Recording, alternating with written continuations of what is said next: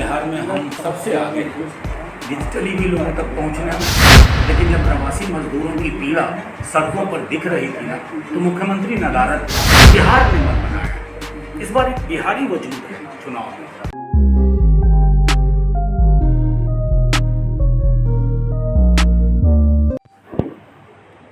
नमस्कार, भारत लाइव आप देख रहे हैं। मैं चंदन राज।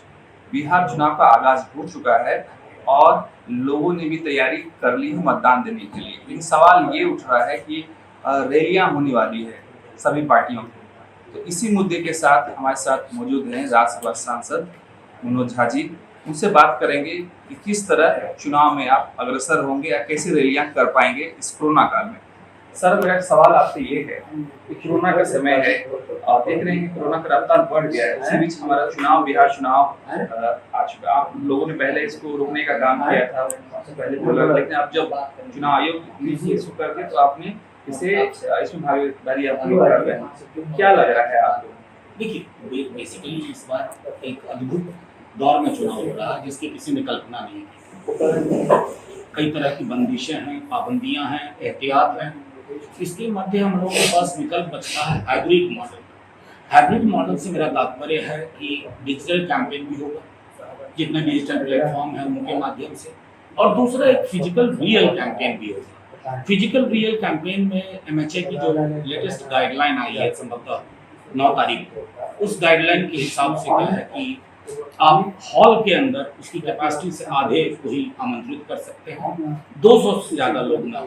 ये एक विकल्प है। एक दूसरा है खुले मैदान में, जहाँ संख्या की चर्चा नहीं है, लेकिन एहतियात बरतते हुए आप कर सकते हैं, जैसे सैनिटाइजर, मास्क, थर्मल स्कैनिंग वगैरह वगैरह। तो मैं समझता हूँ कि शायद बिहार के माध्यम से एक नज़ीर दुनिया को जाए कि संक्रमण के दौरान कैसे इस महोत्सव को हम मना पाते हैं।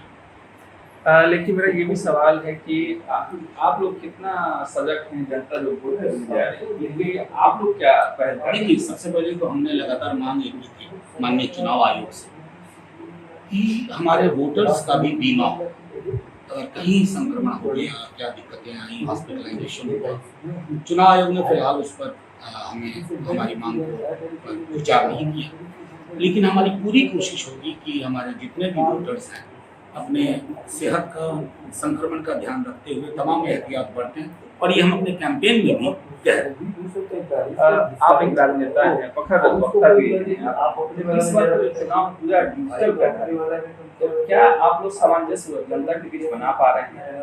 अब तक तो मैं समझता हूँ कि शायद अगर आप पता करें, बिहार में हम सबसे आगे डिजिटली भी लोगों तक पहुँचने में और फिजिकली भी लोगों तक पहुँचने में। चुनाव का भी घोषणा होगी है, लेकिन जब प्रवासी मजदूरों की पीड़ा सड़कों पर दिख रही थी ना, तो मुख्यमंत्री नदारद थे। नेता प्रतिपक्ष ने वो भूमिका निभाई जो मुख्यमंत्री को निभानी चाहिए।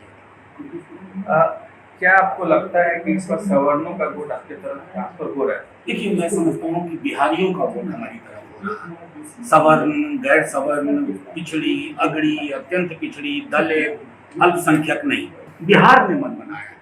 इस बार एक बिहारी वजूद है चुनाव में, और वो वजूद हमारे पक्ष में है, नेता प्रतिपक्ष के पक्ष में है, और वो उस वजूद का आशय है कि कृषि हो तेजस्वी हो, कृषि बिहार की शिक्षा है, ओजस्वी हो छात्र, तेजस्वी हो शिक्षा व्यवस्था, हमारे रोजगार को लेकर के हमारा वही कमिटमेंट है। तो इस बार का चुनाव का नैरेटिव तो लोगों ने सेट कर दिया, हम तो सिर्फ संदेश वाहक हैं।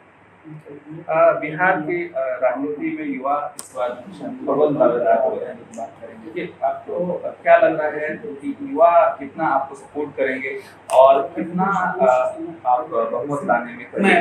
देखिए, मैं ज्योतिष नहीं, मैं ये नहीं कह सकता। युवाओं का रुझान जबरदस्त है नेता प्रतिपक्ष तेजस्वी जी के प्रति। युवाओं के मुद्दे को हमारे घोषणा पत्र में ऐसे शामिल किया गया कि आगामी 2-3 दिन में आप देखेंगे, और वो घोषणा पत्र नहीं है, वो संकल्प है बदलाव है, जो सच होने वाला है। वो एक तरह से समझिए प्रण है। और मैं इतना कह सकता हूँ, नतीजे क्या होंगे, कितना आंकड़ा हमारा होगा, लेकिन एक अन्य मार्ग में आपको एक युवा चेहरा मिलेगा, ओजस्वी चेहरा मिलेगा, तेजस्वी चेहरा मिलेगा। एक लास्ट सवाल आपसे है कि पूर्व मंत्री मंजू वर्मा ने यादव को कर्मी इसके बारे में क्या कहेंगे?